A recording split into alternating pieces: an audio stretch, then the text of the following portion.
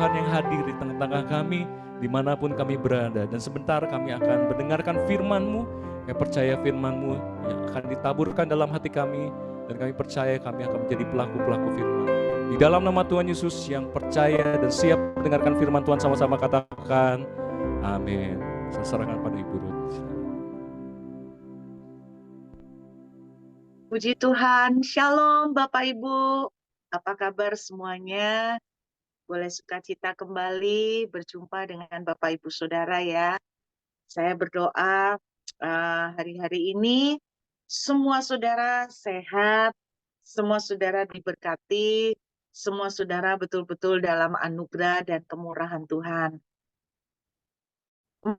Malam ini saya ingin mengingatkan kembali, kalau saudara ada yang masih mengingat, di awal tahun 2024, saya pernah menyampaikan sebagian kecil dari pesan Tuhan mengenai bahwa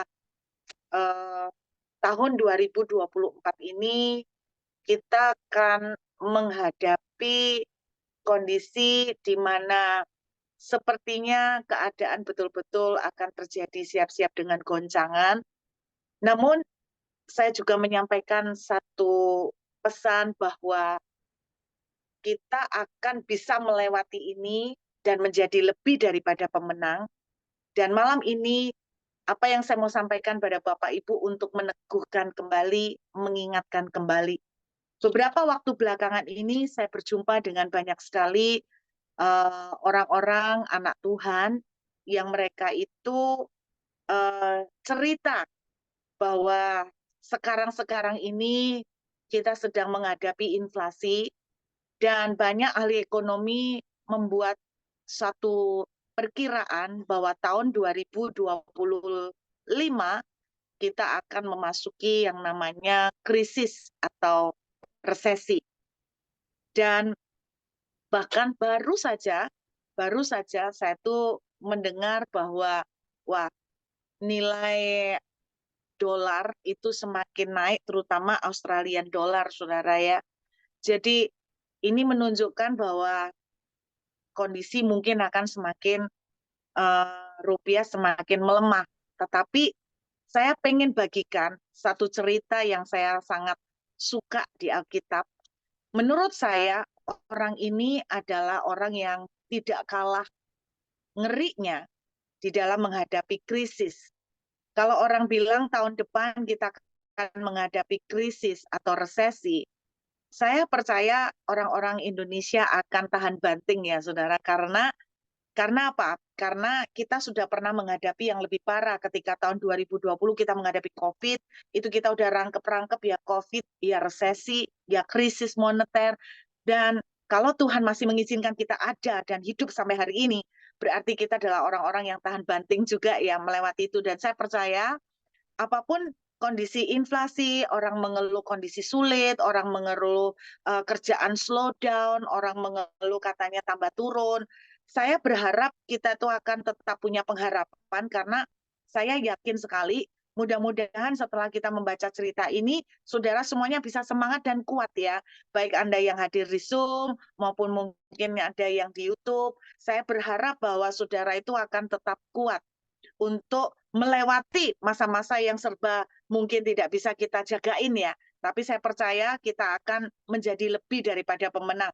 Saya mau mengajak kita membaca Kejadian pasal 26. Kita akan melihat dari ayat yang ke-12 sampai dengan ayat yang ke-13. Kejadian pasal 26 ayat 12 sampai dengan ayat yang ke-13.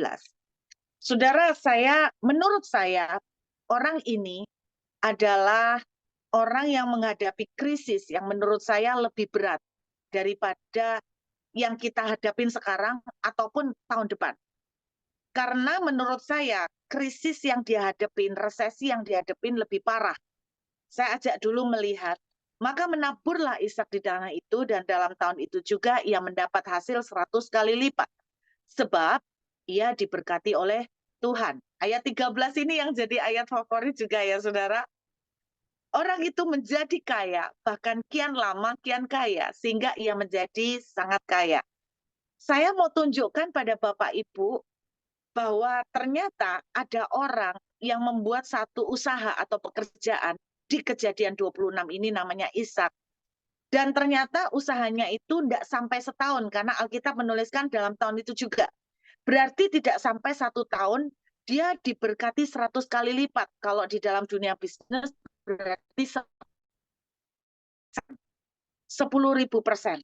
Saya pernah tanya nih sama beberapa pengusaha, kira-kira berapa sih perlipat gandaan profit atau keuntungan yang dia peroleh? Rata-rata saya masih bisa mendengar yang paling sering 100%, 200%. Tetapi saya belum pernah ketemu dengan orang atau pengusaha yang dalam 1 tahun itu dia cuan atau mendapatkan keuntungan sampai 10.000%. Itu belum pernah saya tahu. Makanya menurut saya, ini satu kejadian yang langka di dalam Alkitab, yaitu perusahaannya Ishak ini, saudara.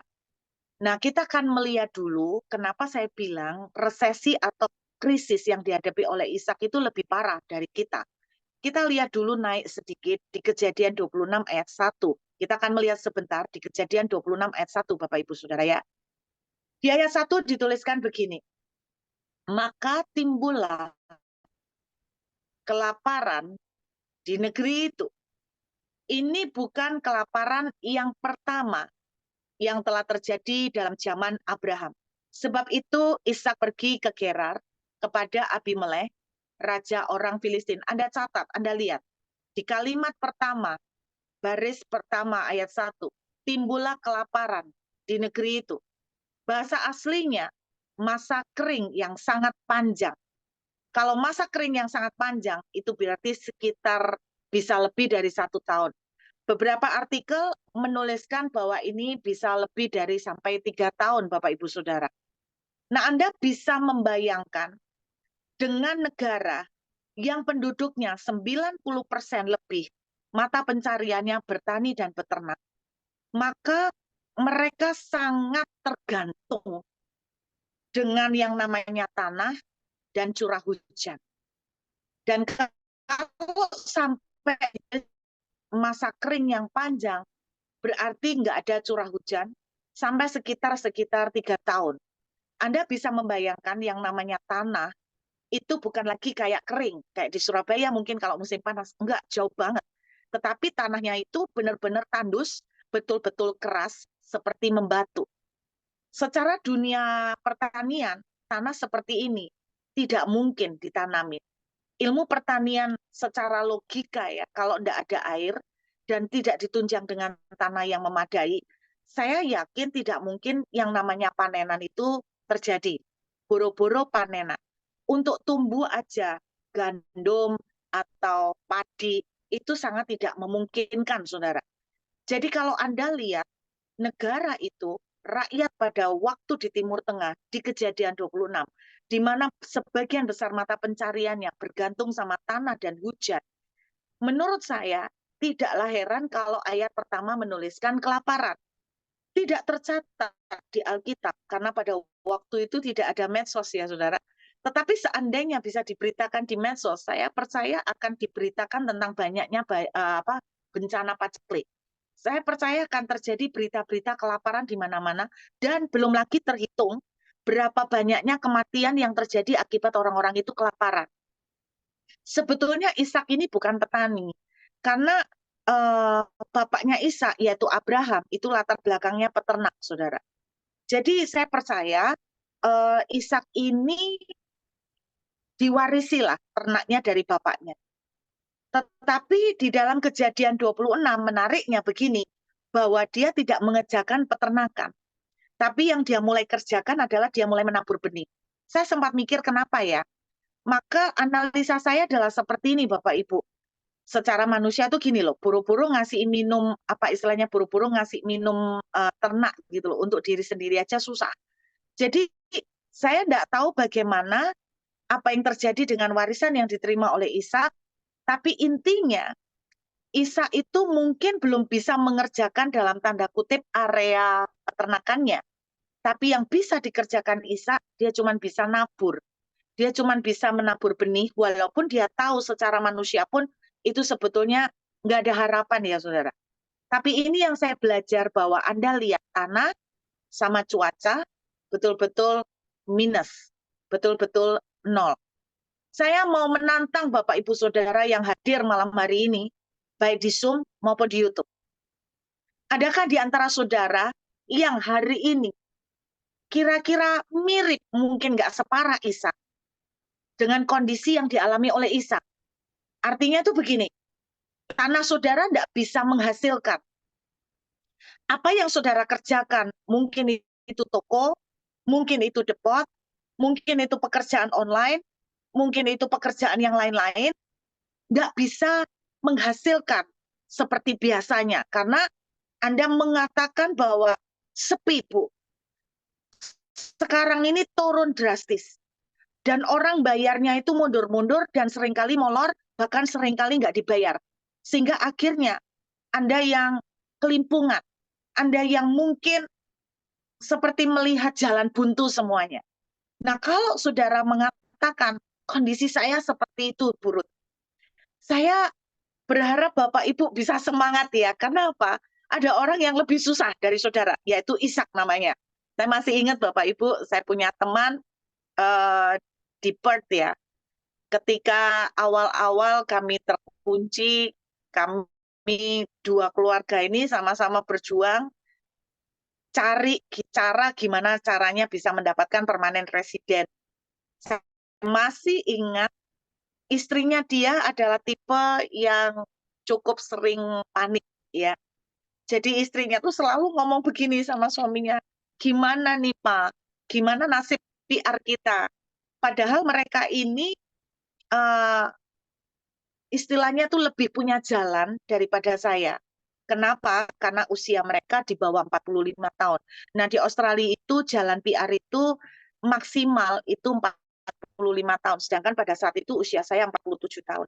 Lalu selain itu mereka juga punya background businessman.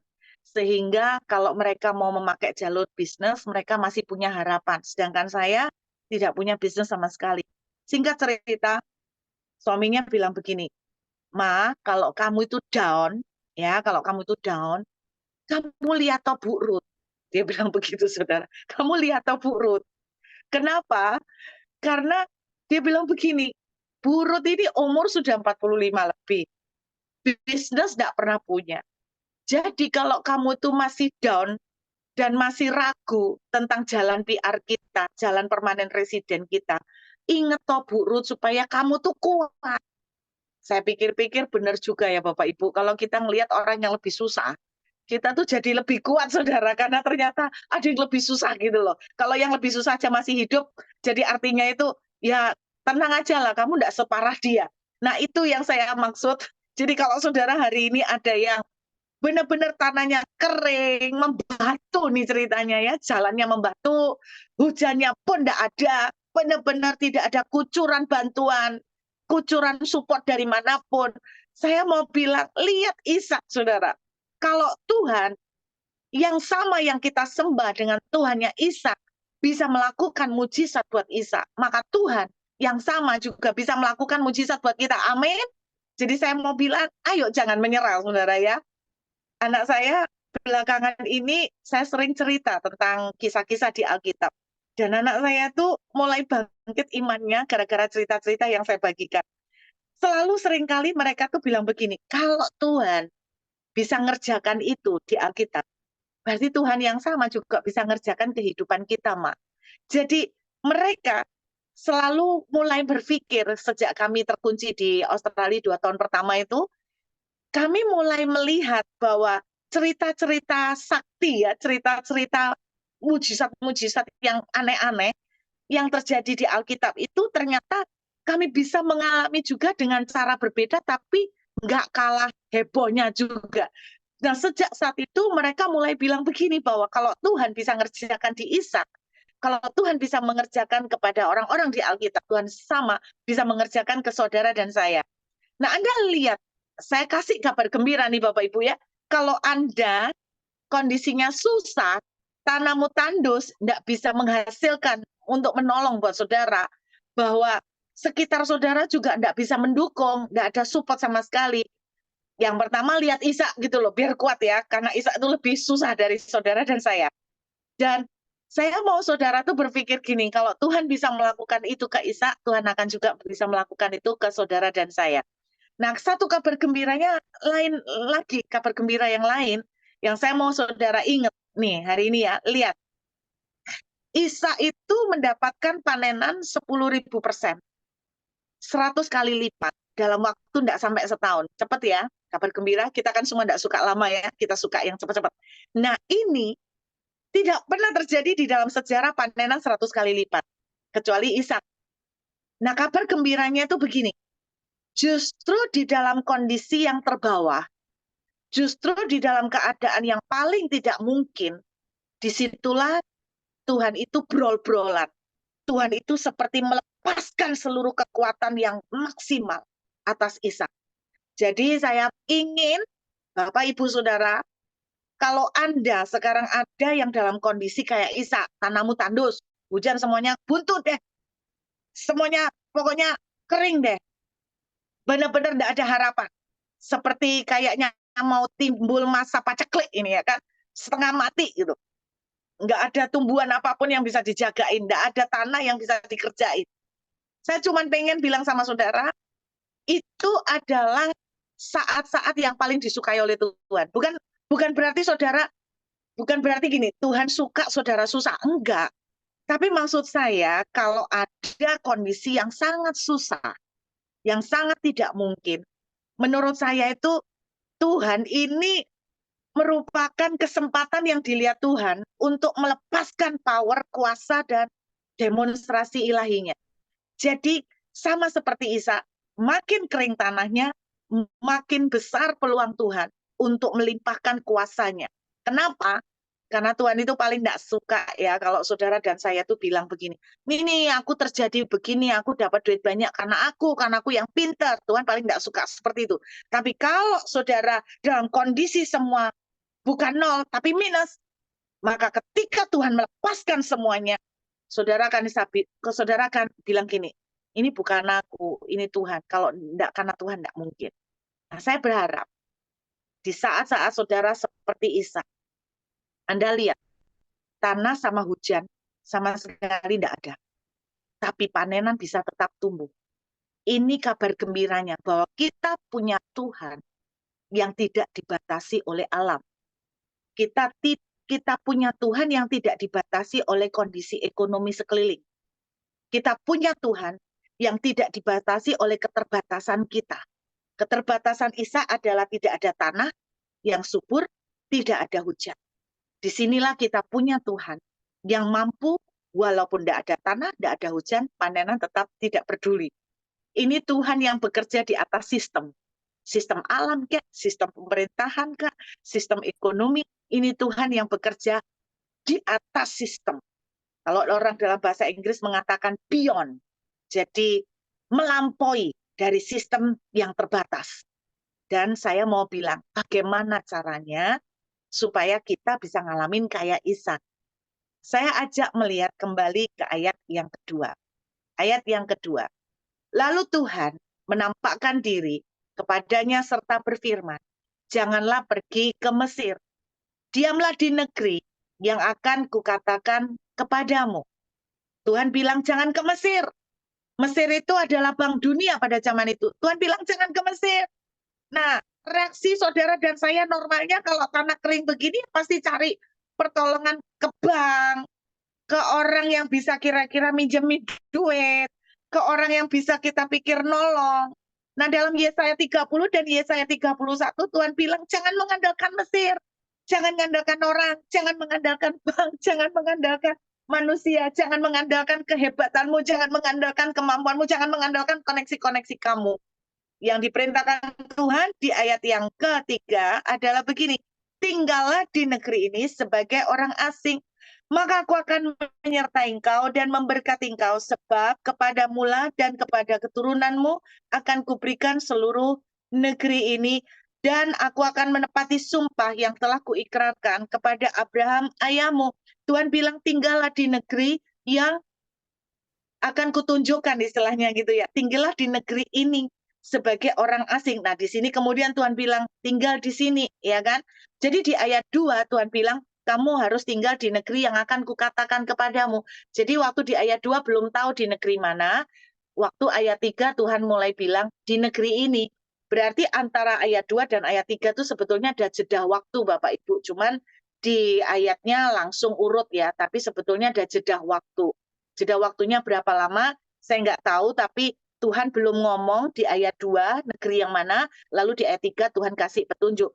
Jadi rupanya Ishak ya jalan terus, dia nggak jadi ke Mesir, dia belok, di mana dia bisa jalan, ya udah dia jalan, lalu sampai di satu negeri Tuhan bilang, nah, kamu diam di sini, kamu diam di sini. Lalu di ayat yang ke-6, ini singkat tapi sangat jelas sekali. Inilah yang menjadi rahasia. Kenapa ayat 12 dan 13 Ishak bisa diberkati Tuhan. Jadi tinggallah Ishak di Gerar. Sebetulnya kalau saya rumuskan secara sederhana ya Bapak Ibu, bagaimana kita bisa mengalami seperti Ishak, modal tidak ada, toko sepi, orderan tipis, kerjaan ngadet, macet, cash flow juga macet.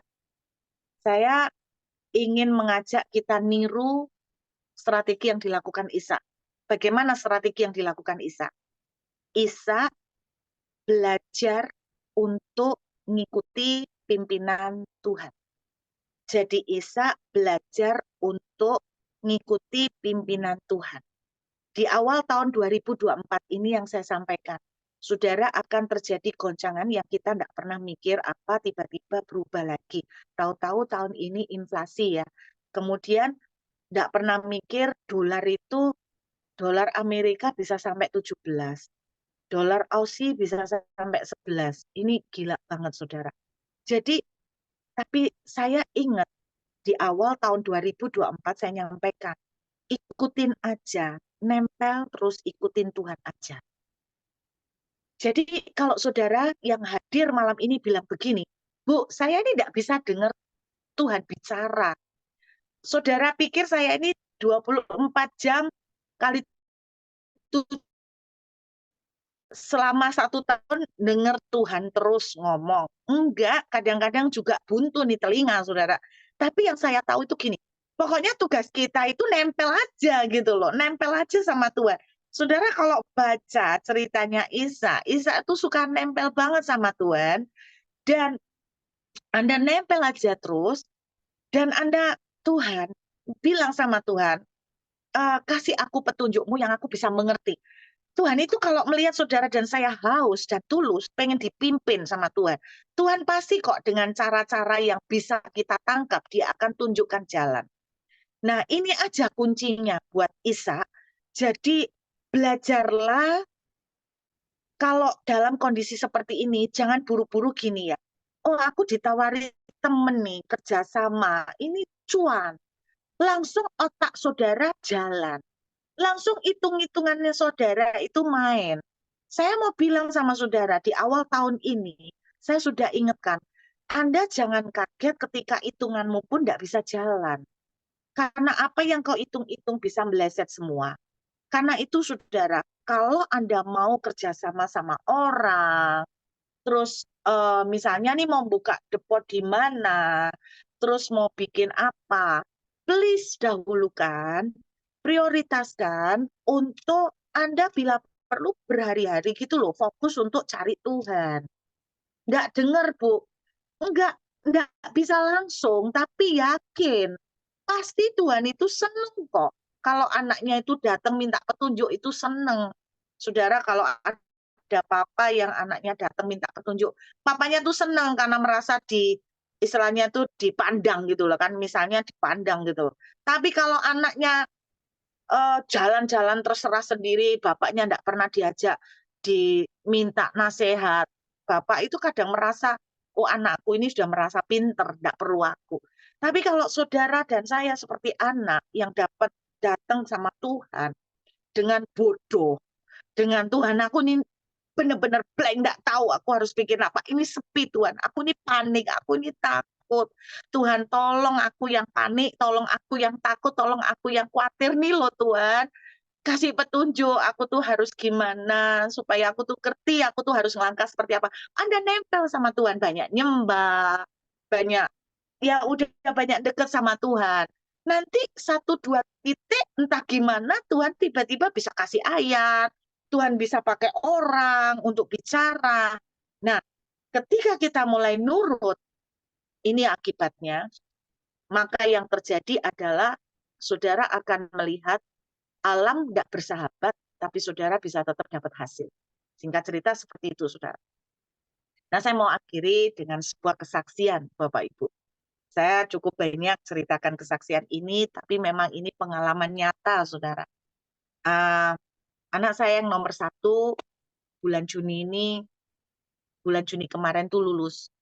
Jadi, sejak dari awal, saya bersyukur punya anak-anak yang mereka tuh benar-benar cinta Tuhan.